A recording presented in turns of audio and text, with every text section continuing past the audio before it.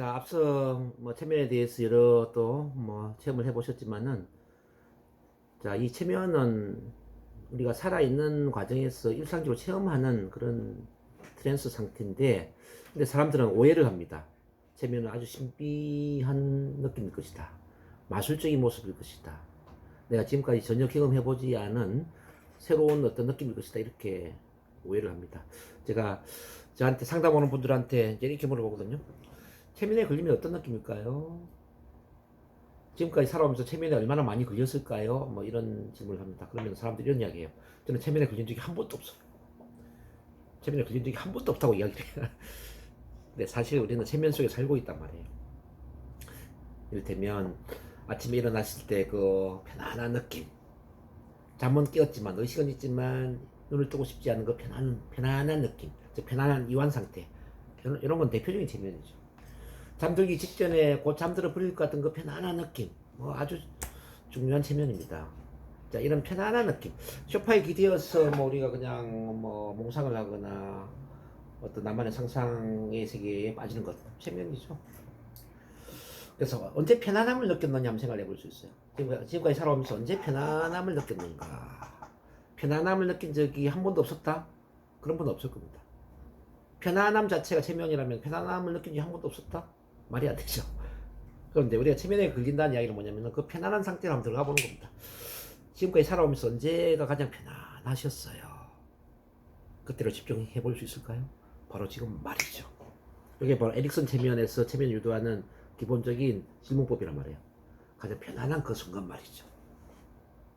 그러면서 우리가 수사학적으로 예를 든다면 엄마 품 안에 안겼을 때 엄마가 등을 두드려주면서 자장했을 때 그때 잠들어 버릴 것 같은 그 편안함 느낄 수 있을까요? 또는 그 아기 시절에 그 요람에 있을 때, 자, 그 요람 속에서 그 편안한 느낌을 느끼면서 정말 편안하다. 아마 느껴보셨을 겁니다. 엄마 손을 잡고 유치원을 갔을 때 그 걸어가는 그 편안한 느낌.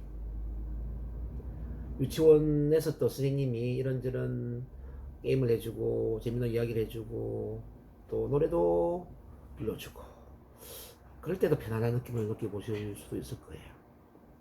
어쨌든 편안한 느낌은 참 많이 느껴보셨을 건데요. 이런 편안함이 바로 체면이다. 이렇게 볼 수 있습니다. 그러면서도 어떤 하나에 집중된 상태를 경험해 보신 적이 있을 거예요.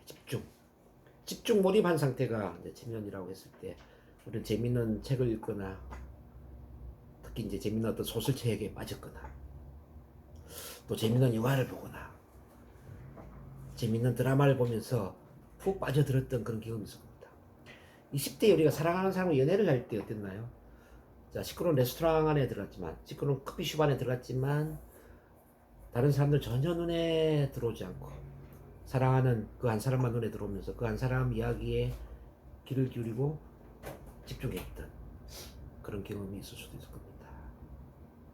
이런 집중 몰입의 상태, 정말 많이 경험하셨죠? 우리는 이렇게 본다면은 항상 체면은 우리 일상생활 속에 존재하고 있었구나, 이런 걸 알 수가 있습니다. 또는 시야가 확 트이는 이런 경험을 해보신 적이 있을 거예요. 시야가 확 트이는 경험. 우리가 산 정상에 올라가서 산 봉우리에 서서 아래를 내려봤을 때 막 시야가 확 트이잖아요. 우리 바닷가에 가서 넓은 바다를 바라볼 때 시야가 확 트이죠? 확 트인다는 느낌. 하늘을 바라볼 때 막 멍한 느낌, 뭐 이런 느낌 많이 느껴보셨을 거예요. 자, 이런 확 트인 느낌, 자, 멍한 느낌, 이런 것도 체면이라는 거죠. 또 자동차 운전을 하는 데 있잖아요. 뭐 서울에서 부산까지 운전을 하는데 뭐 똑같은 어떤 리듬을 가지고 운전을 하잖아요. 똑같은 페이스로. 그러면서 언제 내가 부산까지 왔지라고 생각할 정도로 어떤 반복적인 뭔가에 의해서 운전을 해서 왔단 말이에요. 그러니까 습관적으로 반복되는 어떤 이런 것도 재미이 될 수가 있어요. 우리 공연을 하는 사람들은 막 그 타악기를 막 치고 그쵸 드럼을 치고 또 장구를 치고 뭐 이런 거 있잖아요. 일정 리듬에 맞게 막 치죠. 인디언들이 어떤 뭐 기후제 축제를 할 때도 이제 같은 맥락이고요. 또 우리가 이제 교회에 가면은 교회에 이제 어떤 부흥인가? 교회 기도회입니까? 부흥입니까? 부흥회? 부흥회 이제 목사님이 기도에 맞게 막 똑같은 어떤 기도문을 읽고, 그쵸? 똑같이 몰입을 한단 말이에요. 똑같이 뭔가 리듬이 반복되고 있다. 이것 또한 이제 체면이라고 볼 수가 있습니다. 주문을 외는 거, 뭐 참, 그러면 체면은 일상적으로 존재한다. 이렇게 이제 볼 수가 있는데, 이런 게 다 체면인데, 근데 사람들은 이렇게 생각하죠. 체면에 걸리면 좀 뭔가 좀 신비하고 마술적이고, 지금까지 전혀 체험해보지 않는 뭔가 이상한 상태가 될 거야. 이걸 기대한다. 왜 그럼 이런 기대를 하는가? 자, 대표적으로 이제 대중매체의 영향입니다. 대중매체. 대중매체에서 막 잠들어 버린 것 같은 또 체면사에 의해서 조종당하는 느낌, 이런 것들 이제 목격한단 말이죠. 눈을 못 뜨고 팔을 못 내리고 몸이 굳어버리고 뭐 이런 거. 그런 것도 사실 어려운 게 아니거든. 이제 우리가 체면 실수하다 보면은 체면의 1단계는 강직 현상입니다. 몸이 굳어버리는 겁니다. 체면에 들어가는 순간 그냥 눈을 못 뜰 정도로 눈이 굳어버리거나 팔이 굳어서 못 내리거나 이런 거는 어려운 게 아니죠. 누구나 그런 상태에 들어갈 수가 있죠. 또 사람이 다리처럼 돼서 이제 인교, 사람 몸 안에 어떤 사람 몸이 또 올라가고 이런 것도 어려운 게 아니다. 근데 이제 이런 것들을 그 TV 대중매체 화면속에서 이제 바라보다 보면은 야, 전 되게 신기하네. 저는 좀 마술적이네. 뭐 이렇게 오해를 하게 되죠. 근데 체면 속에서도 이제 우리 의식은 분명히 있거든요. 의식이 있는데 의식이 없는 것처럼 보이죠. 막 잠자는 상태의 모습. 그리고 또 체면이 오해를 받는 것은 바로 이제 프로이트의 영향 때문이기도 합니다. 프로이트. 자, 이 프로이트가 체면에 오해를 하게 만드는 아주 주범에 해당된다. 이 프로이트가 체면을 그만두었기 때문에 50년 체면이 후퇴되었다고 이제 볼 수도 있거든요. 우리 체면에 이제 두 거장이 있다면은, 두 사람이 있다면, 한 사람은 프로이트고 한 사람은 밀턴 에릭슨인데, 프로이트는 체면을 50년을 후퇴하게 만든 사람이고요. 밀턴 에릭슨은 체면을 다시 부활하게 만든 사람, 부활. 이게 이해되시나요? 그러면, 왜 그 프로이트는 체면을 50년이나 후퇴를 하게 만들었냐면요. 이 프로이트가 처음에는 체면을 했어. 처음에는 이제 브로이어라는 선배 겸 친구랑 같이 체면을 했는데, 문제는 이 브로이어라는 사람은 체면을 너무나 잘 다루었습니다. 10명 중에 한 8명, 9명 정도 체면 치료를 해서 성공을 시켰는데, 정작 이 프로이트는 10명 중에 1명, 2명 정도만 치료가 되고, 나머지는 치료가 안 되는 거죠. 그래서 이제 프로이트가 좌절감도 느꼈지만, 더 중요한 것은 왜 프로이어는 되는데 나는 안 되지? 이게 비교, 경쟁, 시기 질투감을 느낀 거예요. 프로이트도 저기 편집증이 있었다는 거 아시죠? 네네. 네. 근데 편집증이 있다 보니까 이제 시기 질투심이 강했던 거죠. 편집증하고 시기 질투가. 예. 왜 프로이어는 되는데 나는 체면이 잘 안 되지? 그래서 이제 이분이 자존심이 상해가지고 체면을 그만둬버리는 겁니다. 그만둬버리고 그 다음에 만든 게 이제 자유연상법을 활용해서 이른바 프로이트가 정신분석학을 창시하게 되죠. 근데 이 정신분석학이 너무나 성공적으로 전 세계적으로 대대적인 선풍적 인기를 끌게 된 거예요. 그래서 이제 프로이트 이후의 심리학을 공부했던 모든 사람들은 전부 프로이트가 주창하는 정신분석학에 집중을 해서 이제 공부를 하게 되고 체면은 포기를 하게 되죠. 아들러 칼 융부터 시작해서 이제 모든 제자들은 체면을 버리게 된 겁니다.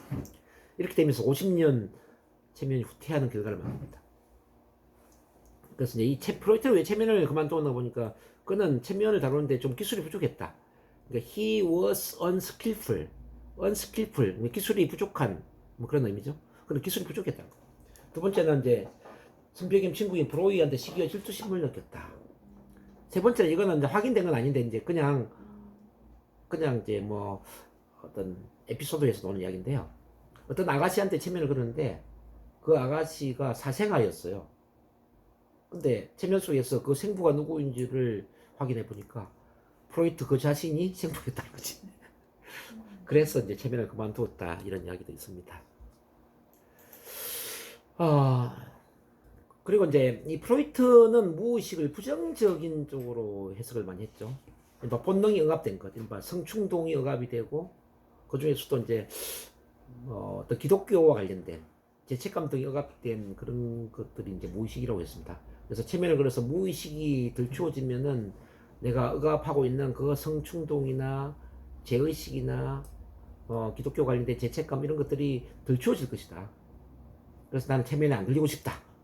이런 사람들이 많죠. 프로이트의 이 무의식관이 아니더라도 많은 분들은 이 무의식에 대한 편견을 갖고 있죠. 체면에 들어가면 나도 모르는 이상한 이야기를 내가 하게 될 거야. 나도 모르는 어떤 부정적인 것들을 사람들한테 보여주면 안 되는데, 그래서 사람들은 체면에 걸리는 걸 두려워하죠. 근데 이제 NLP나 일선 체면 관점에서 본다면 무의식은 굉장히 긍정적입니다. 자, 이 무의식 안에는 인간의 무한한 잠재 능력이 잠들어 있다는 거죠. 무의식 하면 다른 말로 잠재의식이잖아요. 무의식은 잠재의식이고, 잠재의식 안에는 무한한 잠재 능력이 잠들어 있다. 이번에 새로 이제 발간된 내 안에 잠든 거인을 깨우라 책처럼, 책 제목처럼. 앤소니 라빈스, 토니 라빈스가 내 안에 잠든 거인을 깨우라, 이 거인이 뭡니까? 잠들어 있는 거인이라는 게 결국은 잠재 능력이거든요. 잠재 능력은 어디에 들어있죠? 바로 잠재의식 속에 들어있고, 잠재의식은 다른 말로 무의식이라. 칼 로저스가 얘기하는 어떤 성장의 경향성 또는 자아실현 경향성은 어디에 들어있느냐? 그것 또한 우리 잠재의식, 무의식 속에 들어있는 거죠. 그래서 이제 우리 무의식은 성장, 자아실현, 잠재 능력, 자원의 저장소다. 자원의 저장소다. 이렇게 이해를 할 수 있습니다. 그래서 우리가 체면을 한다는 것은 무의식과 소통한다는 것이고, 무의식과 소통한다는 것은 무의식 속에 잠재되어 있는 잠재 능력을 발휘한다는 것이고, 무한한 그 자원을 활용할 수 있다는 걸 의미합니다. 여기까지 이해되셨나요? 자, 체면에 대한 오해를 조금 더 풀어보면요. 체면에서는 아무것도 모를 것이다. 아무것도 모를 것이다 하는데, 근데 체면 상태에서도 의식이 있죠. 아까 우리 치료할 때 우리 장정희 선생님 의식이 있었나요? 없었나요? 의식이 당연히 있었죠. 의식이 있습니다. 의식이 있으니까 다 알죠.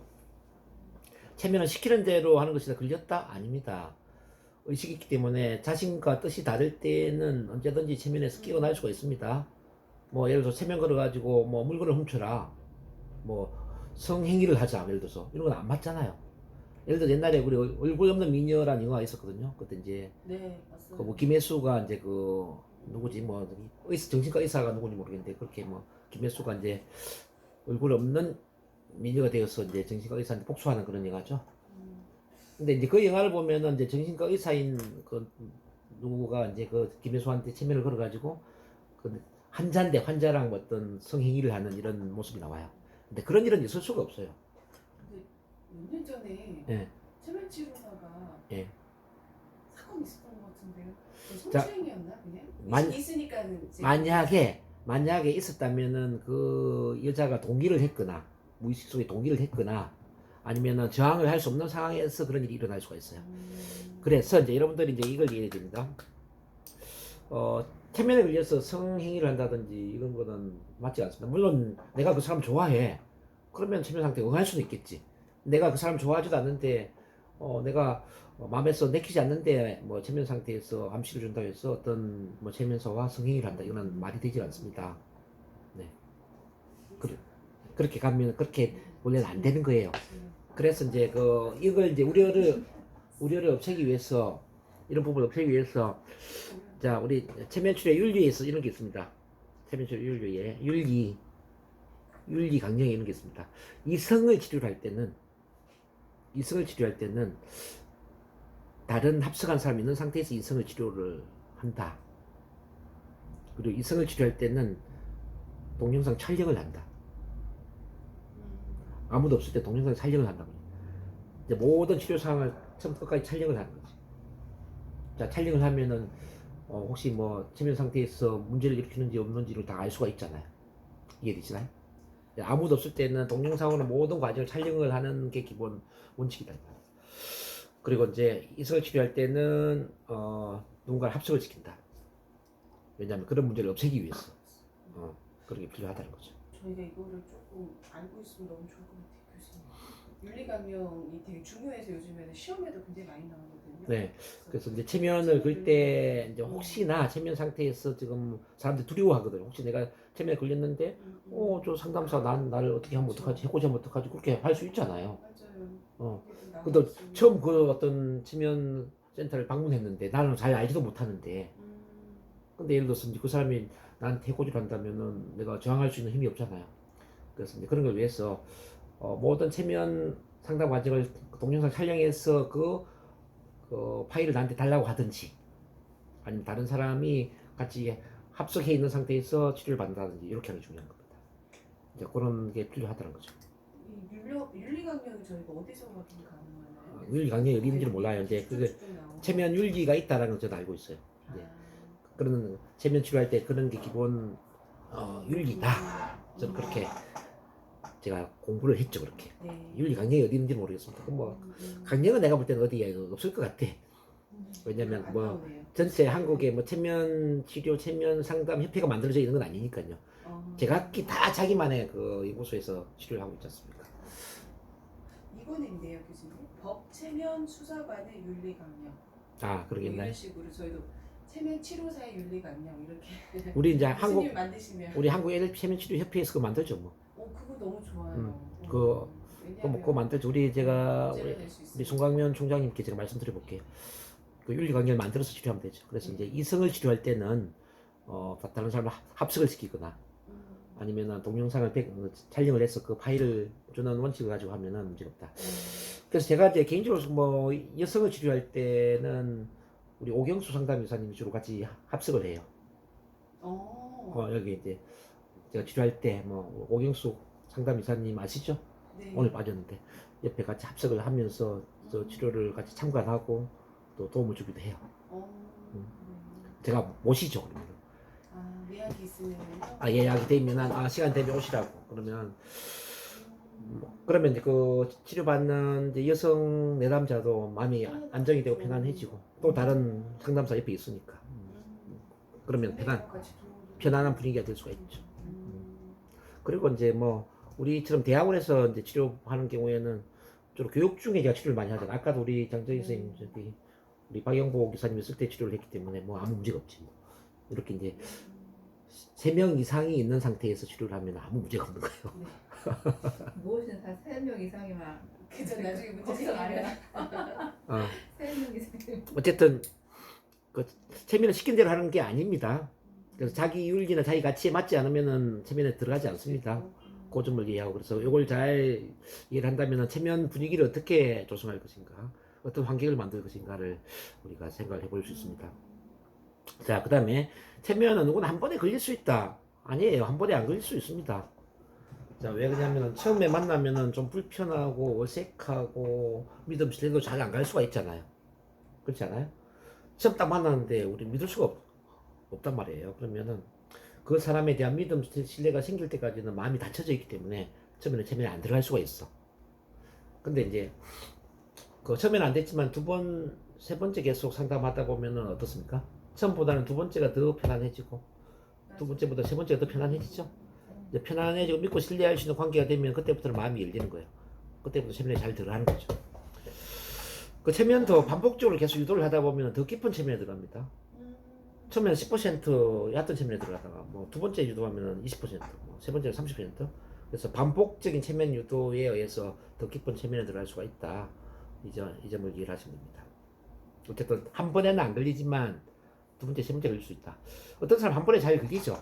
그럼 한 번에 잘 걸리도록 하기 위해서는 어떻게 하면 좋을까요? 뭐 우리 에릭슨 체면 시간에 배워오겠지만은 체면을 한 번에 잘 걸리게 만들기 위해서는 결국은 체면적인 라포를 얼마나 잘 형성을 했어, 협력적인 관계를 만들었냐에 모든 게 달려 있는 거예요. 그게 중요한 것 같아요. 저도 네, 협력적인 관계를 어떻게 잘 만들었냐. 처음 만난 게 아니라 지속적으로 좀 만났다가 들어가니까 그렇죠. 좋더라고요, 효과가. 그래서 물론 이제 감수성이 뛰어난 사람은 처음에도 바로 체면에 걸리지만 근데 감수성이 약하다고 해서 꼭 안 걸리는 게 아니거든요. 그래서 감수성과 관계없이 걸릴 수 있는 힘은 체면적인 어떤 라포, 즉 협력 관계를 어떻게 만드느냐의 문제라는 거죠. 그러면 자기 있는 거 다 드러내잖아요. 그게 잘 되면 레퍼런스가 되면 다 드러내잖아요. 그래서 우리는 이제 쇼 체면을 하는 게 아니고 무대 체면을 하는 게 아니고 체면을 뭐 텔레비전에서 보여주는 것처럼 이렇게 보여주기 위한 체면이 아니라 치료를 하기 위해서 체면을 쓰는 거잖아요. 임상 체면 전문가 되기 위해서는 바로 이제 체면적인 라포를 잘 형성해야 된다. 그 말씀을 드립니다. 그 다음에 4번에 체면에서는 모든 거가 다 드러난다? 아닙니다. 내가 원하지 않는 과거는 드러나지 않습니다. 자, 무의식의 저항이 있을 수가 있어요. 저항. 자, 무의식의 저항이 뭐냐면은 너무 힘든 것은 무의식 자체가 망각을 시켜버리거나 스스로 그 어떤 접근하는 것 자체를 거부를 할 수가 있단 말이죠. 특히 이제 우리가 내담자 상담하다 보면 여자들 같은 경우에 뭐 성폭력, 성폭행 이런 거는 너무나 끔찍한 경험이잖아요. 수치스럽고. 그러면은 이런 것들은 그 체면에 들어갔지만은 들어가고 싶지 않아요. 무의식의 저항이 일어난단 말이에요. 그래서 지나친 어떤 트라우마나 지나친 어떤 어떤 수치심, 두려움, 공포 이런 거는 체면 치료가 오히려 도움이 안 될 수가 있어요. 그래서 그거는 어쩌면 시간선 치료를 활용해서 먼저 분리를 시켜주는 게 좋을 수가 있어요. 시간선 치료는 내용 중심이 아니잖아요. 네. 과정 중심이잖아요. 네. 그렇죠. 뭐 시간선 상공에서 그 사건이 발생된 그 5분 이후 시점에서 그 사건을 내려다보면서 자, 마음에 힘든 게 없도록 분리를 시켜주고 그게 괜찮으면은 그 현장 상공에서 그 사건을 내려다보면서 그 사건에 대한 관점을 바꿔주고 또는 이제 뭐 어떤 우리 영화관을 상영해서 영화관 속에서 분리를 시키는 작업을 한단 말이에요. 그래서 내용을 굳이 뭐 우리가 직면하지 않더라도 이미 그 현장 상공에서 치료가 된 상태에서 관점을 바꾸면서 또 그 일이 일어나기 전에 3번 상공에서 그 긍정의 관점을 생각하게 만들고 치료가 된 상태에서 그 현장으로 내려간단 말이에요. 네. 치료가 된 상태에서 현장을 보게 만드니까 힘든 게 없지. 이게 이제 시간선 치료의 하나의 장점이거든요. 시간선 치료는 굳이 과거의 감정을 느낄 필요가 없다. 그래서 이제 어떤 지나친 수치심, 뭐 성폭력, 뭐 지나친 공포 이런 거는 굳이 체면을 가지고 직면을 시킬 필요가 없다는 거예요. 시간선 치료 기법을 써서 내용이 아니라 과정 중심의 치료를 하는 게 더 좋다. 근데 체면에 들어가더라도 이미 저항을 해버리니까 그런 장면을 보지 못할 수도 있죠. 일단 이해되셨나요? 네. 그래서 우리가 선택할 수 있는 건 선택할 수 없는 것보다 유리하다 그 말처럼 우리가 치료할 수 있는 치료 기법을 많이 갖고 있어야 돼요. 나는 체면 치료만 잘해 있는 사람보다는 나는 체면 치료도 잘해, 나는 NLP 치료도 잘해, 나는 시간선 치료도 잘해, 나는 전생 치료도 잘해, 나는 비기 치료도 잘해. 이렇게 치료할 수 있는 기법들을 많이 갖고 있으면 A가 아니면 B를 쓰면 되고요. B가 아니면 C를 쓰는 거죠. C가 아니면 D를 쓰는 거예요. 자, 그래서 우리가 선택의 범위를 넓혀야 된다.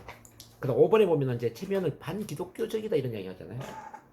기독교랑 전혀 관계 없습니다. 어떤 종교와도 관계가 없습니다. 기독교에서는 왜 그러면 체면을 부정적으로 볼까요? 바로 환생이라는 개념 때문에 그렇습니다. 그러니까 이제 체면을 하다 보면 이제 전생의 기억이 나오고, 자, 전생을 인정하게 되면 환생을 인정하는 기억이 되잖아요.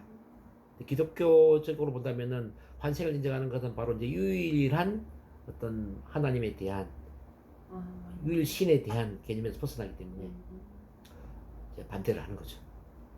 근데 저희가 치료하는 관점에서 뭐 꼭 전생이 있다, 환생이 있다 이렇게 인정하고 우리는 치료하는 게 아니에요. 미국에서도 이제 이 전생에 대한 여러 논란이 있었거든요. 1980년대에 나는 환생을 믿지 않았다라는 책을 이 정신과 의사에 해당되는 브라이언 와이어스라는 분이 책을 썼어요. 그래서 그 전생 신드롬이 일어났단 말이에요. 뭐 전생이 있다라는 쪽에서는 전생에 대한 여러 증거물을 가지고 또 전생이 없다라는 쪽은 전생이 없다라는 것에 대한 여러 증거물을 가지고 서로 논쟁을 했죠. 뭐 전생이 있다라는 쪽은 예를 들어서 보면 이제 인도 같은 경우에 뭐 4살, 5살쯤에 전생의 기억을 떠올리는 애들이 많아요. 근데 그 기억을 추적을 해서 정말 이 기억이 맞는지 안 맞는지 찾아가 보니까 정말 그 전생의 기억기에 맞는 마을이 나오고 그것도 사람 이름이 나오고 그런 거죠. 그럼 이건 전생이 있다가 아니냐. 네, 근데 혹시 인도는 왜 그렇게 많이 나올까요? 사례가? 인도뿐만 아니라 사실 우리나라도 그래요. 있는데 이제 우리나라는 굳이 4살, 5살짜리 애들을 전생을 보게 만들고 이러지는 않죠. 근데 이제 인도 같은 경우에는 그런 게 하나의 문화가 돼 있고 전생 환생을 다 믿잖아요. 거의 믿잖아요. 문화 자체가 전생 환생 문화지. 교수님 아까 영재라고 해서 어린아이들이 막 잘하고 막 이런 아이들하고도 그것도 같은 맥락인데 이제 4살, 5살쯤에는 전생의 기억과 지금 현재의 기억이 혼재를 한다고 그래요. 혼재. 혼재를 하기 때문에 이제 4살, 5살 때는 전생의 기억을 갖고 있는 애들이 많아. 예를 들어서 이제 모차르트 같은 경우를 보면요. 모차르트가 4살 때 피아노를 연주했다 이런 이야기 들어보셨잖아요. 네. 그러면 피아노를 배우지 않았는데 어떻게 피아노를 연주를 했을까요? 네. 모차르트는 전세계 기억을 가지고 연주를 한 거예요. 어떻게 보면 전세계 피아노 연주가였는데 그 피아노 연주가의 그 기억을 갖고 있었던 거지. 근데 집에 피아노가 있네. 그 전세계 기억을 가지고 연주를 한 거죠. 그래서 우리가 이제 영재를 만든다는 이야기는 뭐냐면은 전생의 기억을 갖고 있는 4살, 5살쯤에 이 애가 전생에 어떤 일을 했을까? 자, 전생에 어떤 일을 했을까를 우리가 감지를 해야지. 전생에는 그림을 그렸을까? 음악을 했을까? 또는 뭐 미국에서 살았을까? 뭐 이렇게 전생의 어떤 기억을 우리가 끌어낼 수가 있잖아요. 만약 애가 미국에서 살았어. 근데 미국에서 살았는데 애한테 영어를 가르쳤어. 그럼 영어를 굉장히 잘하겠죠. 그럼 너무 좋은데요, 교수님? 그렇잖아요. 5살에 프로그래머에 오늘 근데 애가 보니까 음악을 했어. 그러면 4살 때부터 이제 음악을 시키는 거지. 전생에 보니까 화가였네. 그림을 그리는 화가였네. 그러면 그림을 그리도록 시키는 거죠. 그러면은 이제 영재 교육이 되는 거죠. 그러니까 애가 뭐 그냥 뭐 한 3-4살 때도 막 잘하는 게 있잖아요. 그럼 그게 다 전생하고 연결돼가지고 영재 애들은 좀 많이 그렇죠. 이제 이렇게 막 잘하는 전생이 있다라는 쪽에서 보면은 뭐 영재 교육이라는 건 어려운 게 아니죠. 실제 그 부산에 사는 어떤 사람이 그 어릴 때에 7개 언어를 사용했던 얘가 있거든요. 7개국의 언어를 그것도 7살, 8살 때 사용하는 거예요. 뭐 일본어, 뭐 중국어, 뭐 스페인어, 뭐 불어, 뭐 그거 아마 TV에서 보신 적 있을 거예요. 이걸 어떻게 설명할 수 있느냐 생각해요. 그러니까 이건- 노출이 안 돼 있는데. 예. 이거는 뭐냐면 이제 전생에 그런 나라에 살았다는 이야기지. 또 전생에 전 세계를 돌아다니면서 그렇게 이제 여러 세계의 언어를 연구하는 언어 학자였거나 언어를 잘 구사하는 그런 삶을 살았겠죠. 그러니까 지금 이제 그 언어를 잘 쓰는 언어적인 전제가 됐겠죠. 어쨌든 이렇게 보면 전생은 있다라고 보는 겁니다. 있다라고 볼 수 있겠죠. 근데 그 반대에 또 또 이런 실험을 해볼 수 있어요. 유관수 누나의 예를 들어서 이제 사진을 한 30분 동안 계속 이제 보게 만드는 거지. 네. 유관수 누나의. 그리고 나서 이제 체면을 걸어서 전생 유도를 해보니까 옛날에 가수 중에 3명이었는데 그 3명 이름이 누군지 모르겠네. 어쨌든 그 변영돈 박사라는 분이 그렇게 실험을 했어요. 변영돈 박사는 전생을 믿지 않거든요. 체면을 하지만 전생을 반대를 하는 사람이에요. 근데 그래서 이분이 그 가수 중에 한 3명의 어떤 걸그룹의 가수들을 이제 전생을 보게 만드는데 유관수 누나 사진이 걸려 있는 사무실에서 한 30분 동안 대기를 하게 만들고 그리고 그 다음에 전생을 보게 만들었어요. 그러니까 3명 전부가 유관수 누나 전생을 보는 거예요. 그러면 이제 이 전생이라는 것도 미리 그 암시에 의해서 미리 내가 생각을 많이 하고 암시를 많이 함으로써 그 암시된 대로 전생을 상상하는 게 아니냐. 그래서 전생을 만들어낸 것이다 이렇게 반대를 하죠. 그러니까 자기가 생각하고 있으면 그게 보이잖아. 근데 실제 자기가 생각하고 있으면 그게 실제 근데 이번에 제가 그 부산에 가서 우리 화무 벨마마님이라고 제가 체면을 1박 2일로 가르쳤거든요. 근데 왜 근데 그거를 공개 안 하는데 다시 공개하셨어요? 공개하기로 결정을 했어요. 그분하고? 예. 어쨌든 그분 들어왔잖아. 어. 단독방에 근데 있잖아. 저기 너무 많이 들어오셔서 어쨌든 그분이 전생을 보니까 바로 유관수 누나 전생을 떠올리는 거예요. 전생 가자마자 막 고통받는 느낌을 이야기하는 거죠. 막 눈물 흘리고. 그래서 왜 그러냐 그러니까 자 검정 치마에 흰 저고리를 입고 있는데 고문을 당하고 있대. 그래서 일본 놈들한테 고문을 당하고 있대요. 네네. 그리고 그 다음에 다시 전생을 보니까 그 다음에 이제 명성하고 전생을 봤어. 자, 예. 그래서 이분은 이제 제가 느끼기에도 거의 사실 같은 느낌이 강하게 들어요. 지금 뭐 하고 계세요? 어쨌든 이제 무속인인데 무속인. 어쨌든 그거는 나중에 이야기하시고요. 그래서 이제 저는 이제 이분이 실제 전생이라는 느낌을 갖고 있는데 어떤 분은 뭐 그렇게 생각하지 않을 수도 있겠죠. 그렇죠? 본인이 믿으면 그래서 이제 뭐 전생이라고 믿거나 안 믿거나 이건 개인의 몫이지만 이제 미국에서도 워낙에 논쟁이 심하다 보니까 이렇게 결론을 내리는 거죠.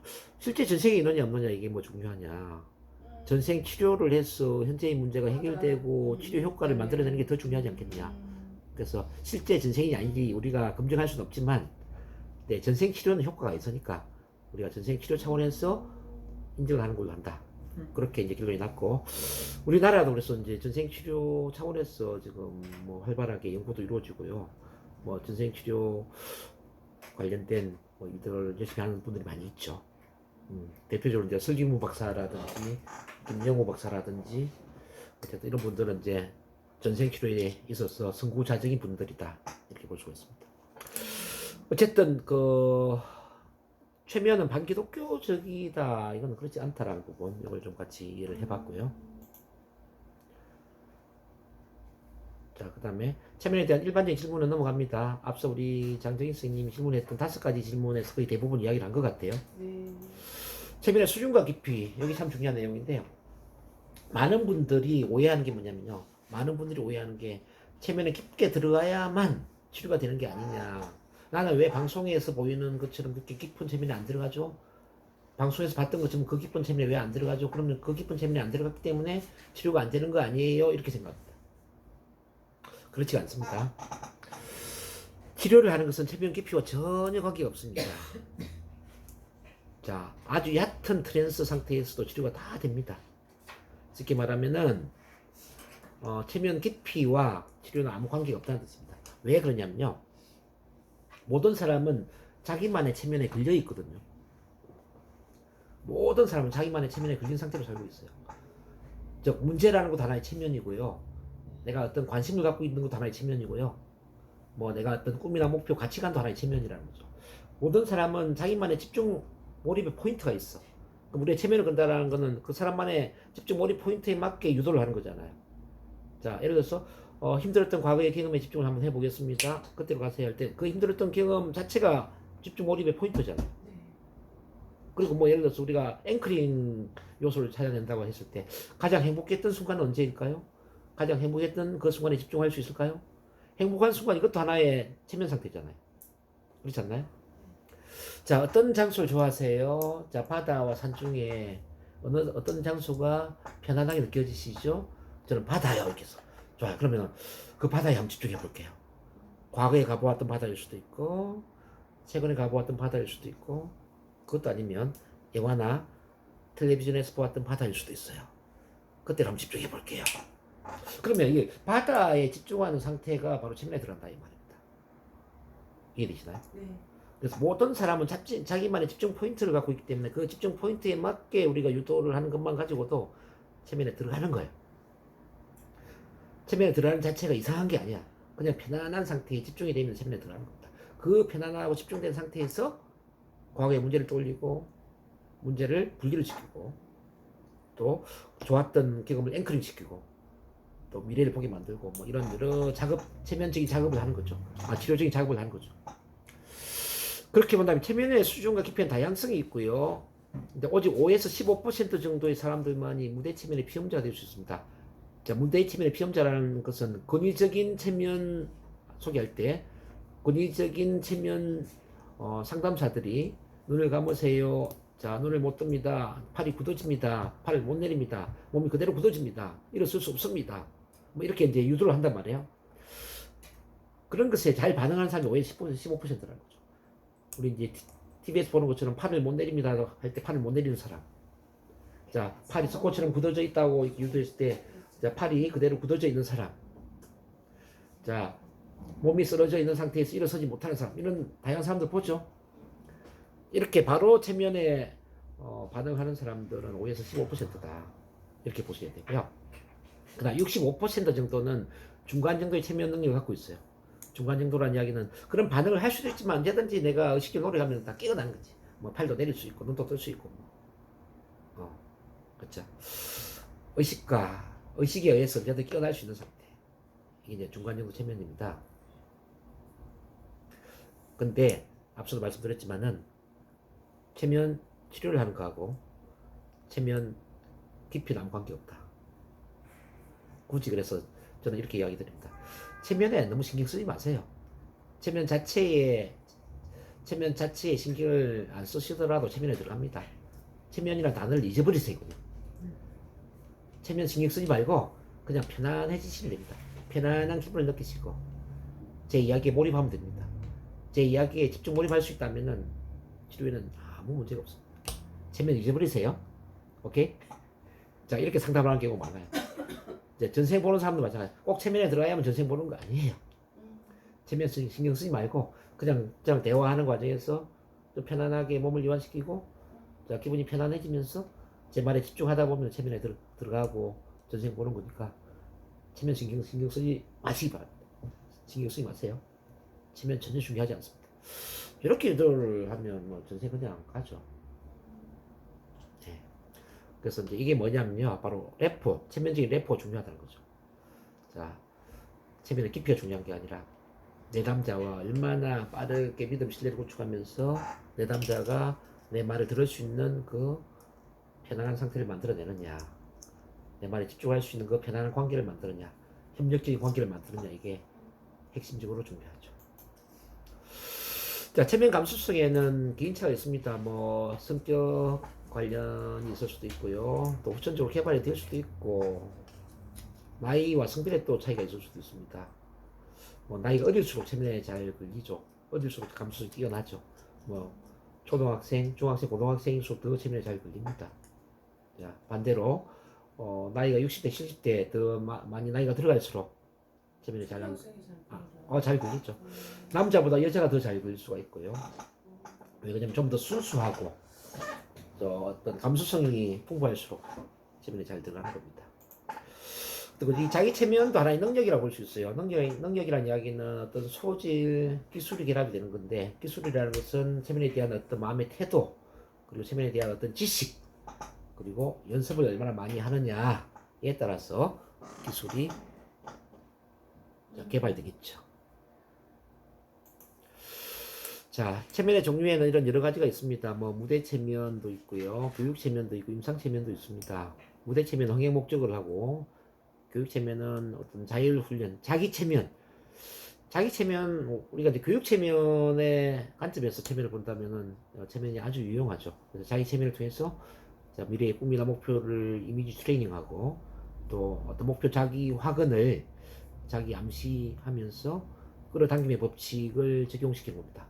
즉 에너지 파동을 만들어내면서 자, 내 미래를 창조하는 쪽으로 쓴다면은 아주 유용할 수 있다, 이렇게 볼 수 있습니다.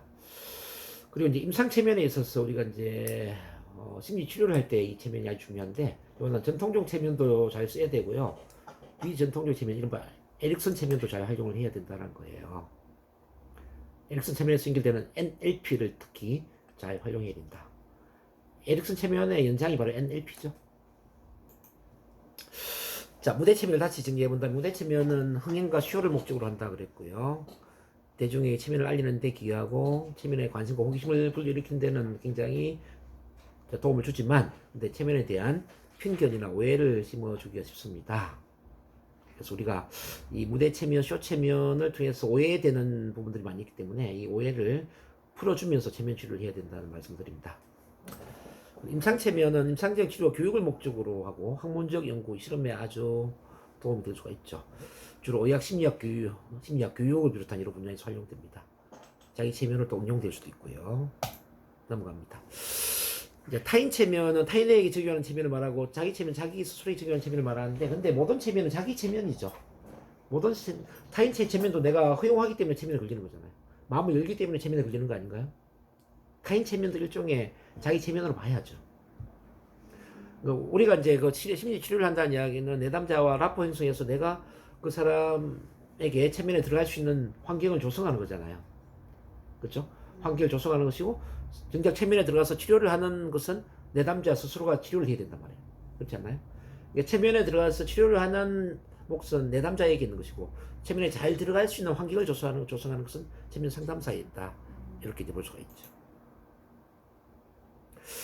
자, 전통적 체면, 비전통 체면 제가 설명을 했죠. 이건 앞서 제가 설명한 부분이고요. 넘어갑니다. 에릭슨 체면은 제가 설명했죠. 밀턴 에릭슨은 비형식적인 체면 유도를 통해서 자연적이고 간접적인 트랜스를 유도한다. 흔한 일상의 트랜스를 유도한다라고 제가 말씀드렸습니다. 이것도 쭉 다